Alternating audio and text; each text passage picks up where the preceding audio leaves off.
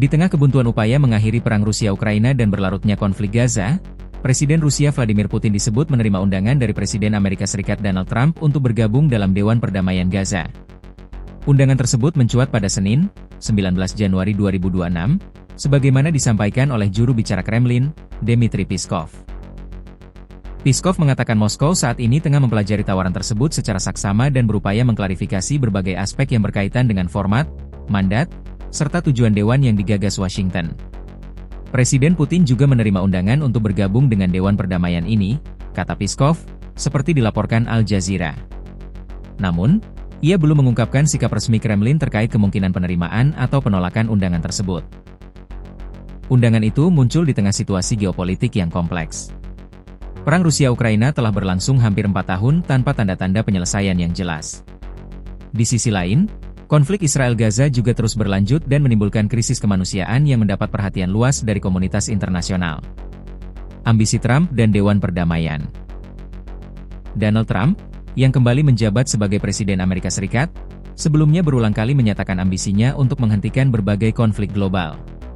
Salah satu pernyataan paling kontroversialnya adalah klaim bahwa ia mampu mengakhiri perang Rusia-Ukraina dalam waktu 24 jam setelah menjabat, klaim yang hingga kini belum terwujud. Meski demikian, Gedung Putih disebut tetap melanjutkan inisiatif diplomatik dengan membentuk Dewan Perdamaian yang diketuai langsung oleh Trump. Forum ini diklaim bertujuan menangani konflik-konflik besar dunia, dengan fokus awal pada Gaza. Selain Putin, Presiden Belarus Alexander Lukashenko, sekutu dekat Rusia, juga dilaporkan menerima undangan serupa untuk bergabung dalam dewan tersebut.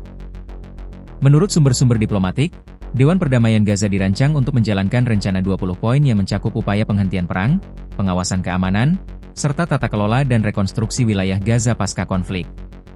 Struktur dewan ini disebut terdiri atas 3 tingkat pemerintahan. Tingkat teratas akan diisi oleh tokoh-tokoh kunci dari Amerika Serikat dan sekutunya, sementara negara-negara lain, termasuk dari Eropa dan kawasan Arab, ditempatkan pada tingkat berikutnya. Perwakilan Palestina, menurut sejumlah laporan, berada di tingkat ketiga dengan peran yang lebih bersifat administratif dan munisipal. Kritik terhadap struktur dewan. Rencana pembentukan Dewan Perdamaian Gaza tidak lepas dari kritik. Sejumlah pakar menilai struktur tersebut berpotensi menciptakan ketimpangan dalam proses pengambilan keputusan. Kritik terutama diarahkan pada posisi sentral Trump dan sejumlah pejabat Amerika Serikat yang dikenal memiliki sikap pro-Israel, seperti Menteri Luar Negeri Marco Rubio. Selain itu, nama mantan Perdana Menteri Inggris Tony Blair juga disebut-sebut berada di jajaran atas struktur dewan, memicu perdebatan mengenai netralitas forum tersebut. Sebaliknya, peran Palestina dinilai terlalu terbatas dan tidak mencerminkan prinsip kesetaraan dalam proses perdamaian. Posisi Rusia di Timur Tengah. Selama bertahun-tahun, Rusia berupaya menjaga keseimbangan hubungan dengan berbagai aktor utama di Timur Tengah, termasuk Israel dan Palestina. Namun, dinamika tersebut berubah sejak invasi Rusia ke Ukraina pada Februari 2022 dan pecahnya perang besar di Gaza. Dalam beberapa tahun terakhir, Moskow terlihat mengambil jarak dari Israel dan justru memperkuat hubungan dengan pihak-pihak yang berseberangan dengan Tel Aviv, termasuk Iran. Di saat yang sama, Rusia juga aktif memperluas kerjasama dengan negara-negara Teluk Arab, seiring memburuknya hubungan dengan negara-negara Barat. Putin sendiri beberapa kali menyampaikan pandangan kritis terhadap operasi militer Israel di Gaza. Dalam pertemuannya dengan Presiden Otoritas Palestina Mahmud Abbas pada Mei lalu, Putin menyebut situasi di Gaza sebagai bencana kemanusiaan. Jalur Gaza sedang mengalami bencana kemanusiaan dalam arti kata yang sepenuhnya, ujar Putin, seperti dikutip kantor berita RIA Novosti. Ia juga menegaskan bahwa Rusia berupaya memberikan bantuan berkelanjutan bagi rakyat Palestina.